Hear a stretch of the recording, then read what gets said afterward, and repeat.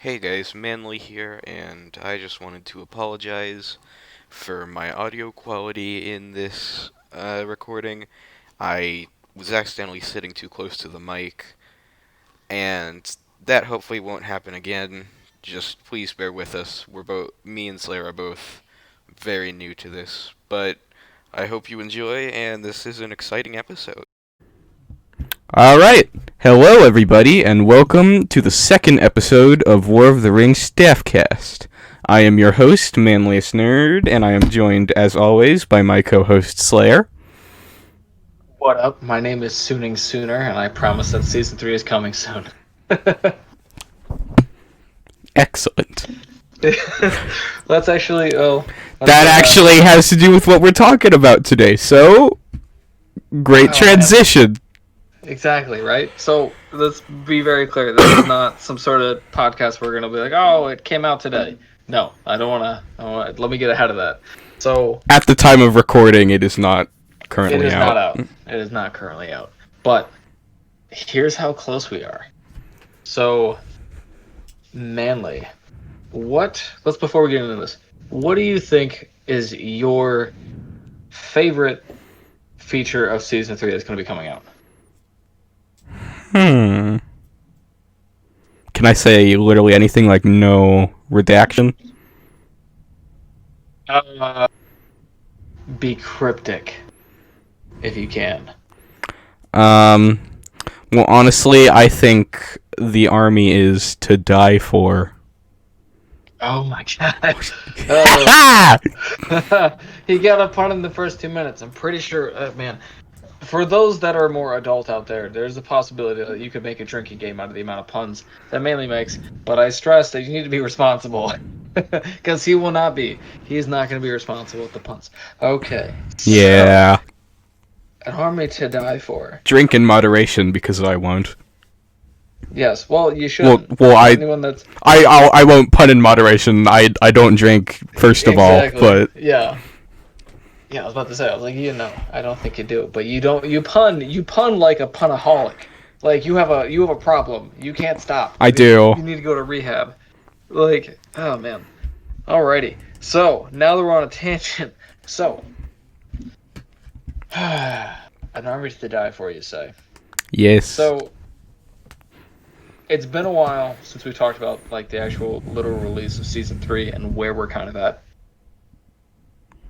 So over the last few weeks, and well, a lot of weeks at this point, players have seen me make various announcements about whether it's the new roll deck, or whether it's about shards, or whether it's about buildings, or whether it's about troops. There's been a lot that's going to be coming into Season 3. And so for anyone that's listening to this, you're probably like, why? He keeps saying soon, he keeps saying soon. But Manly can attest to this, and a lot of other staff members can attest to this. There's just a lot that's coming into Season 3. Yeah, it's insane. There's, like, the amount of stuff that you guys already know. I honestly didn't kind of believe it when I first saw it. But, yeah. Yeah, there's a lot that you guys have seen. And then, what would you say, Manly? 40%, 50% of what you haven't even seen? Yeah, like... You guys are, if you think you know what we're going to add, you do not. You are going to be surprised, and it will hopefully be a pleasant surprise. Yeah, for some. There's going to be, in our community, I think we'll be fine. Outside of the community, man, people are going to be very upset with us. Well, specifically me. That's always how it's been, though. Yeah, well... Alright, well, what are we here for? We're here for the people that are in War of the Ring, are we not? Yeah, I mean, I don't really care what someone who has never even been on our server thinks of it, because at the end of the day, they don't know what the hell they're talking about. Wow, I couldn't say it better myself. Well, we're not doing this intentionally to piss anyone off, but we are just trying to do what we've always done in War of the Ring, which is take a good idea, take it to the nth degree, double it, and then add more. Yeah, we're starting at an 11. We're going to crank it to a 16 real fast. Real quick. So, let's dive on into what we need to finish up. because there's two different things that we need to finish up, right? We have the coding fixes that I need to make, right? And the people that could really help me with that, I think, are the players, right? They don't know any of the stuff that we've been working on. They've seen some of the announcements. They've maybe heard a few little bits of it here and there from the podcast, or maybe in a tangential voice call that I'm spouting off and ranting and talking about new features. Yeah. But what if we had like a UI to show them some of the topics, and then we put that out and allow all of the old players and new players to look at that UI, look at what we've talked about, and try it firsthand. Because then we're going to get immediate information stating, yeah, you said this on page 2 of Shields, but that's not true. Like, it doesn't work. I tried it the way it says, and it doesn't work. That's valuable information. Because what we don't want is launching Season 2 with a ass load of bugs, right? Yeah. Like, you were there for Season 2. How much fun was that when that was a mess. That was a mess. That was 60 But bugs in the first hour. It ended up being great. So I never got to play Season 2. I never got to play it. Remember Season 1 was like, yeah, I'm going to get to play Season 2. And then anyways, enough about me. I'm glad that we could fix it and get it to a good stable point. But I can't imagine how many sprinters, it's kind of like if you're a sprinter, you've been training for the 100-meter dash, and then 50 meters in, there's a wall. You're like, I can't, what am I going to do? You know what I mean? Like, it has to be infuriating. So we are trying to avoid that, and that's one of the reasons why things have been constantly postponed, just because we've been horrendously testing stuff. But this is like our second wave. We need the players who are going to do this day in and day out, because they are going to break everything. And we need that before Season 3, right? yeah, and we have some news about that in just a second. What are you talking about? What news do we have, Manly? What? I can't tell if you're being coy or not. I am. Okay. So I'm a professional, I swear. it's only our second episode. There's a lot for hiccups, man. All right, so. If he makes a pun, the show's over. Damn it, he knows. I can your puns are so loud I can hear them in your thoughts. Okay. So across the internet. Prepare to be informed of the deal. Yes. Already. The deal. Would you say it's to die for? Yes, indeed it is. That is what I was referring to. Oh, it's all coming full circle, lads and ladies. It really So is. The deal is pretty simple. I need to pivot to fixing bugs, and we have the UI mod, and the UI mod, it's just a tutorial UI. It's for the user interface. We have a new release for that.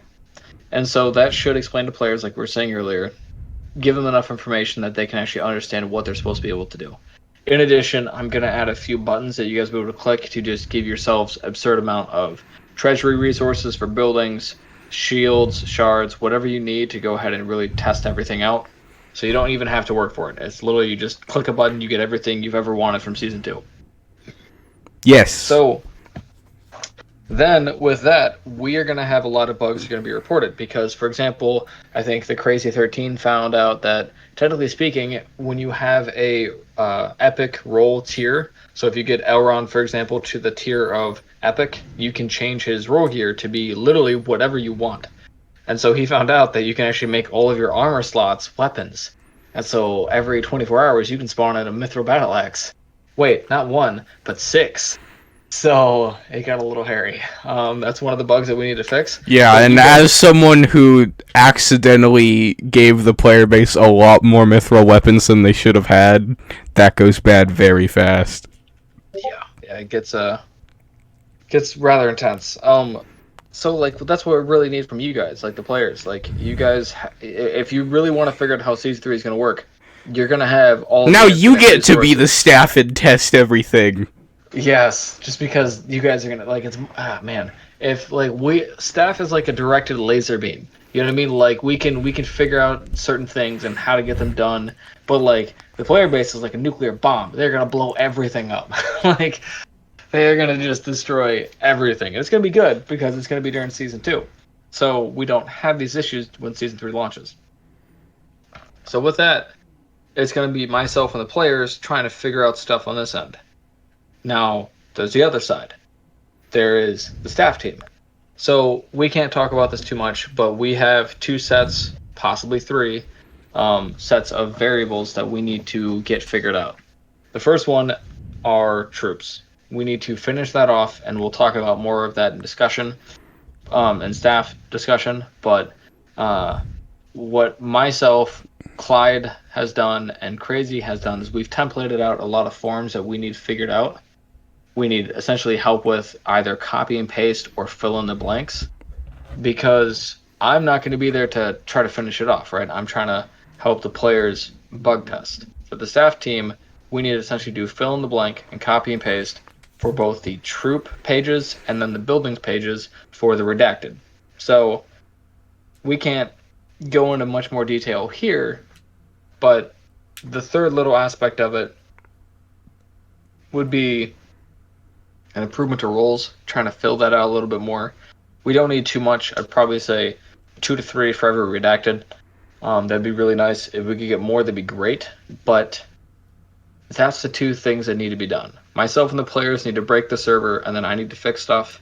And the staff team needs to help me figure out how we're going to finish off the last bit of variables we need, because the code is supposed to work.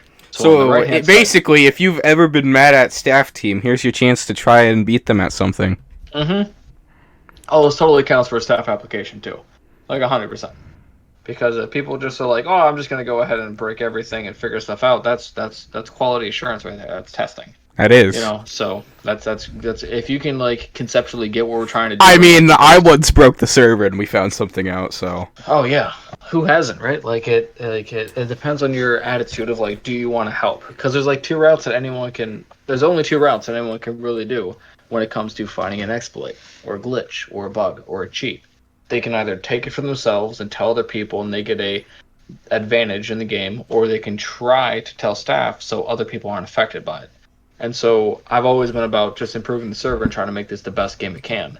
It does not fare well for the people who take this exploit for themselves. Yeah, like you just be warned, you will be caught eventually, and we do not take that lightly. We will. It sounds we're getting arrogant here, right? But I do want to be very clear about this. We have players we've banned during Season 2. We're going to allow them back to come to Season 3, but just because we're nice like that. But we will wait another 2 weeks to let you build up, and then we will yeet all of your stuff. You will waste so much time. You will waste all of your time. If you're going to waste our time and we have to go figure out a bug retroactively because you won't be forthcoming or you won't tell us, or you're like, oh, I don't know how many goddamn people have said, I don't know how my chest got full of mithril blocks. It's like, okay, you don't know how that happened. you have no earthly idea how that could have possibly happened on a Minecraft server with. Oh no! Someone filled all of my chests with gold blocks. I've never seen that before. I didn't even notice that. I just woke up. Those aren't mine. Oh man, seriously, every single person that is like, even if you hear this, there's like a 1% chance that you're gonna be part of a group of people who are gonna be like, no, watch, I'll get away with this. We're literally just trying to create the best Minecraft experience for Lord of the Rings that we can. If you help us with that, like, we are very lenient, just because, like, at the end of the day, I don't want to ban a player, and I don't want a player breaking the server. So if we have a player who breaks the server just a little bit and helps us fix it up, that we're square. And a lot of the times, if you report stuff like that to us, you'll get renown or something. Oh yeah, bug reporting gets you bonuses. Yeah, so it's honestly just more rewarding to help us out than it is to try and hide it. Oh man. Anyways, okay. But I don't like having a whole chat where it's like, oh, we're gonna do this if you do that. Like we have other things to talk about, right? Yes, we do. So here's, what did you call it, Manly? The deal? Yes. That's what you called it. They did not know that. They did not know that. Now they know that. Oh no. Manly. I'm sorry. Was I not supposed to go off script? We're off script. But how does it have all of my blubbering in here? It says BB dot dot BG BG. Okay, anyways. So the deal, right? The deal is simply put as this. I bet that myself and the players can find more bugs than the staff team can with what they have to figure out. Well, them's And then fighting also, words. oh, right, right. Oh, I guarantee the player base and myself. That's the Them's testing words, partner. hell, we're going down. This town ain't big enough for the two of us. Okay. So, okay, I bet that myself and the players can go ahead and find and report more bugs and get them fixed before the team can figure out the troops, the buildings, and the rule sheets, which, again, Clyde and Crazy and myself have already templated out, right? So, if myself and the players win, we get to choose one of two outcomes for the next two things. So, as many have seen with my profile picture, we've had the Infinity Stones for a while.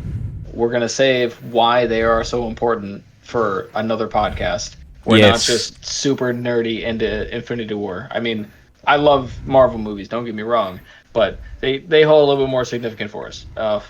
I would say I prefer DC, but not only is that not true, but I would get torn apart in the comments, so. We're going to, yeah, okay. I mean, yeah, that's fair. That's fair. I mean, they're both pretty good. But anyways, so we have had this little inside game between staff and myself for me literally trying to get the Infinity Stones in the server. Clyde has gone ahead and made 6 textures, and so these Infinity Stones don't really do much because like I don't want them to be like super overpowered in the War of the Ring. I don't want that to be all about if we have rings, if we have weapons, if we add Infinity Stones, it's just gonna be about Infinity Stones. So these won't do anything at all. It would just like simply allow you to have them. And so for the staff team, I'm gonna randomly pass them out, right? It's either can or won't happen. It depends on whoever wins, right? Part of the deal. You get one of two options for the Infinity Stones. Option 1, the staff team is going to be randomly selected besides 2 people, Slated and Clyde, are going to be given Infinity Stones just because the amount of stuff they've been doing. No shade against the rest of the staff team, but I think we can all sit down and agree and be like, they did a lot of fucking shit. So, yeah, I'm mainly just here for moral support. and being a good conduit with the community, man. Don't sell yourself short. So, like, that can either happen or not happen, depending on if the staff team or it depends on who wins. Obviously, if the staff team wins, they're probably going to want the Infinity Stones to fuck around with. And then the player base might be like, how about no, because they don't want to deal with that, because it's the whole other thing that they don't want to deal with. Or they might want it too. I'm going to leave it up to the player base and staff, right? And then part 2. So Season 2 has been called Autumnal Unleashed. And I've had the fortunate pleasure of working with different members of staff for part of this plugin that hopefully they won't be able to string together the monstrosity that they have made. But just trust me, it is monstrous. Exactly. So, on a specific date, at a specific time in a specific place. Exactly. I'm going to run a command. And that command is going to spawn in the army of Autumno, who has been slowly gathering and building throughout Season 2. No one called it. And that's not a meme because a few people have thought that this was going to happen. But anyways. It has 2.9 million Autumno. Yes. They are rather violent. They do not do well with anyone in the game. You cannot be aligned with them. Your troops cannot be aligned with them. Not much you can do. They have no friends. Alright, get out of here. You can't kick me out. It's my show. Oh, that's a good point. So, Haha. aha! I didn't think about that. No, okay, so they're gonna spawn in a specific place, and every 30 seconds, the number is gonna go from a 0 to plus 100, and plus 100 to plus 200, 200 to 300, 300 to 400, 500, on and on and on every 30 seconds. If you are within that distance from that place, the army is going to spawn around you every 30 seconds. Every 30 seconds, nonstop.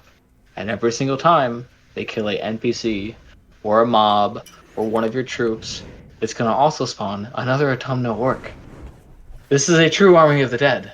Because last time we all defended against them at Erebor. But this time... And last time, just to show you guys what it's like, last time it took like 7 hours.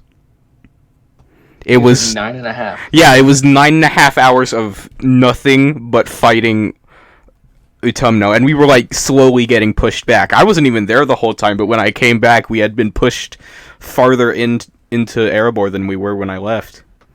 Yeah, it was what, you and someone else who survived. Like, No, I didn't survive. I died.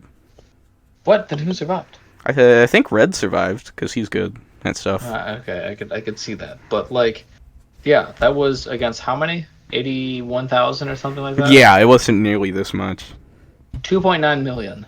So every 30 seconds, this army is going to start and spawn. Okay.